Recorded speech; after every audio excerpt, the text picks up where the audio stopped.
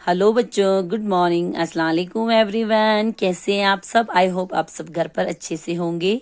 तो मैं आपका वेलकम करती हूँ अपनी हिंदी क्लास में। तो हम आपकी बुक अंकुश हिंदी पाठमाला भाग 3 पढ़ रहे हैं। हम क्लास 3 आपकी बुक पढ़ रहे थे। तो हम आपका लेसन नंबर 6 तक कंप्लीट कर चुके हैं, यानी कि U2 कंप्लीट हो चुका है। और हम आपका रिवीजन कर रहे हैं लेसन नंबर 3, चींटी की चढ़ाई। तो वो लेसन जो है अच्छे से कंप्लीट हो चुका है। इसके क्वेश्चन आंसर हम कर रहे हैं, 2 हमने किए, 2 आज इंशाल्लाह हम आज करेंगे। इस क्वेश्चन आंसर करने से पहले एक बार फिर से मैं आपको स्टोरी को अच्छे से समझा देती हूँ। तो स्टार्ट करते हैं लेसन नंबर 3। लेसन नंबर 3 हमारा है चींटी की चढ़ाई। इस चींटी की चढ़ाई, ये छोटी सी चींटी देखो कितनी छोटी सी है। तो ये नन्ही सी जो चींटी है, काले तिल की तरह छोटी सी, ये देखो कहाँ चढ़ रही है, पहाड़ चढ़ रही है। इसके बेशक ये छोटी, लेकिन इसके इरादे बड़े मजबूत है। आप देखो, जब ये छोटी सी चींटी पहाड़ पर चढ़ती हुई, उसको कौन कौन देख रहा है? खरगोश, हाथी, ऊंट, घोड़ा, ये सब उसको देख के उसका मजाक उड़ाते हैं। खरगोश कहता है अरे चींटी मरने जा रही है। घोड़ा कहता है हिनहिना कर अदनी सी चींटी, यानी कि छोटी सी चींटी अपने शरीर को नहीं देखती तो किसी के पैरों के नीचे आ जाएगी तो मर जाएगी। चली है पहाड़ फतेह करने जीत। ऊंट ने भी कहा हाँ भाई, है तो अजीब बात।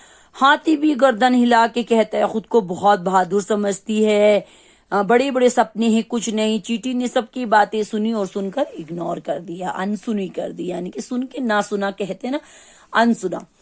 अब वो चुपचाप आगे बढ़ती गई। उसने कहा मुझे क्या जरूरत किसी की फालतू बातें, बुरी बातें, मजाक का जवाब। मुझे जो करना है वो मैं करके दिखा दूंगी। तब इन लोगों के मुंह जो है खुले के खुले रह जाएं। ये सोचकर चींटी और भी मजबूत कदमों से आगे बढ़ी। कड़ी धूप में आंधी तूफानों का सामना करते हुए दिन रात चलती चलती आखिर देखो कितनी ऊंचाई पे पहुंच गए, जहां से ये सारे जानवर उसको छोटे नजर आए। हाथी, ऊंट, घोड़ा सभी उसको छोटे छोटे नजर आने लगे। खरगोश उसको चीनी के दाने की तरह दिखाई दे रहा था।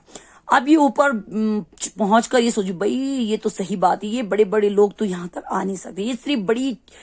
ये सिर्फ डींगे हाँकना, यानी बड़ी बड़ी बातें करना जानती है। वो धीरे से मुस्कुराती, ये सोचती कि मैं इतनी छोटी सी और यहाँ पे आ गई।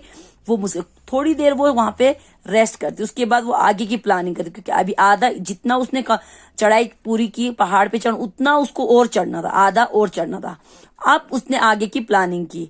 अब क्या था, आगे की चढ़ाई चढ़ने में बहुत मुश्किल आने वाली थी, क्योंकि आगे की चढ़ाई जो है बिल्कुल सीधी थी, स्ट्रेट थी और फिसलन थी, चिकना था। इस तरह का पहाड़ नहीं था, क्योंकि वो बिल्कुल सीधा और चिकना था, जिससे उसके पैर जो है वहां पे नहीं जम रहे थे, और अगर वहां से गिर जाती तो वो सीधा उसकी मौत हो जाती।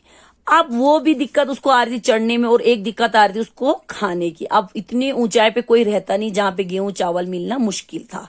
थोड़ा सा उसने पहले से अपने स्टोरेज किया हुआ था, अपने लिए पीठ पे उठाया हुआ था।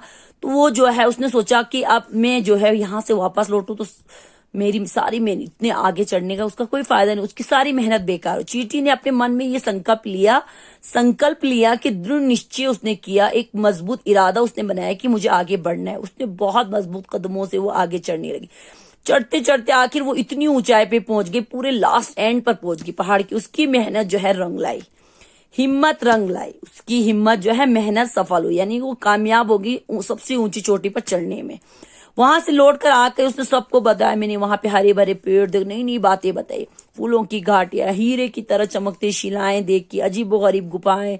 ये सुनकर खरगोश, हाथी, घोड़ा सभी दांतों तले उंगली दबा करेंगे, यानी कि ये हैरान रह गए उस छोटी सी चींटी की बातें सुनकर। वो इतनी ऊंचाई पर जाके वहां की सुंदर सुंदर बातें, अच्छी अच्छी बातें जो है वो सभी को सुना रही थी। वो सारे हैरान रह गए।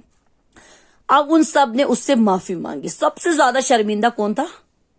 मोटा हाथी। उसने उससे माफी, बहन हमें माफ कर दो, हमने तुम्हारे इरादों को नहीं समझा। चींटी ने सबकी बातें सुनी और थोड़ी देर चुप रहती है, एक क्षण, यानी कि एक पल वो चुप रहती है और कहती कि आप लोगों का इसमें कोई कसूर नहीं, आप लोगों का कोई भी कसूर नहीं। अगर मैं आप लोगों का आभार मानती हूँ, आप लोगों का थैंक यू मानती हूँ, शुक्रिया मानती हूँ, क्योंकि आप लोगों के जो ये बुरे व्यवहार ने मेरे जो हौसले को 2 गुना कर दिया। अगर आप लोग मेरे साथ ये व्यवहार, ये बिहेव नहीं करते तो मैं जो है इतनी ऊंची चढ़ाई पर नहीं चढ़ सकती। मैं एक छोटी सी चींटी, कहाँ ये आसमान छूता। अगर आप लोग ने मुझे उकसाया नहीं हो, तो उन्होंने उसको उकसाया, उसको चैलेंज किया, तभी उसके हौसले और बढ़ते गए, उसके हौसले बुलंद होते गए और उसने वो करके दिखाया, उन लोगों को करके दिखाया और वो इतनी ऊंचाई पर पहुंच गई और वो ये बात से खुश थी। इसीलिए बच्चों कहते कभी भी किसी की बातों को नहीं सुनना चाहिए। आपको जो करना है वो आप करके दिखाओ, तब जो कहने वाले हैं उनका मुंह जो है खुले के खुला रह जाएगा, जब आप लोग वो काम करके दिखाओगे जो ये कहते हैं कि नहीं कर पाएंगे। तो बच्चों इसके हम क्वेश्चन आंसर कर रहे थे, 2 क्वेश्चन आंसर हमने किए। आज हम करेंगे ग और घ। क्वेश्चन नंबर ग है, पहाड़ पर चढ़ाई करते वक्त चींटी को क्या दिक्कतें आ रही थी। तो हमारा आंसर है बच्चों, पहाड़ पर चढ़ाई करते वक्त चींटी को आगे की चढ़ाई चढ़ने में और भोजन आदि की दिक्कत आ रही। अब देखो उसको आगे की चढ़ाई चढ़ने में दिक्कत क्यों आ रही, क्योंकि पहाड़ बिल्कुल स्ट्रेट था, सीधा था और चिकना था। दूसरी दिक्कत उसको क्या आती, खाने, क्योंकि इतनी ऊंचाई पर कोई रहता नहीं, तो चीनी, चावल, गेहूं के दाने बिखर के मिलना मुश्किल था। तो ये दोनों उनको दिक्कत आती। पहाड़ पर चढ़ाई करते वक्त चींटी को आगे की चढ़ाई चढ़ने में और भोजन आदि की दिक्कत आ रही थी। उसके बाद क्वेश्चन नंबर घ, अंत में सभी जानवरों ने चींटी से माफी क्यों मांगी। आखिर एंड में सभी जानवरों ने चींटी से माफी क्यों मांगी। तो आंसर, अंत में सभी जानवरों ने अपने बुरे व्यवहार के कारण चींटी से माफी मांगी। उन्होंने जो उसके साथ बुरा सलूक किया था उसके कारण जो है उन्होंने उससे माफी मांगी थी। तो बच्चों ये 2 अच्छे से आप घर पे लर्न कर लेना। आपको कॉपी पे नहीं लिखना है, आपने लिखा है पहले ही, तो आपको अच्छे से इसको लर्न करना है। ठीक है बच्चों, यहीं तक रखेंगे। इंशाल्लाह इसके आगे के क्वेश्चन आंसर हम आपको फिर कराएंगे। अल्लाह हाफिज, थैंक यू।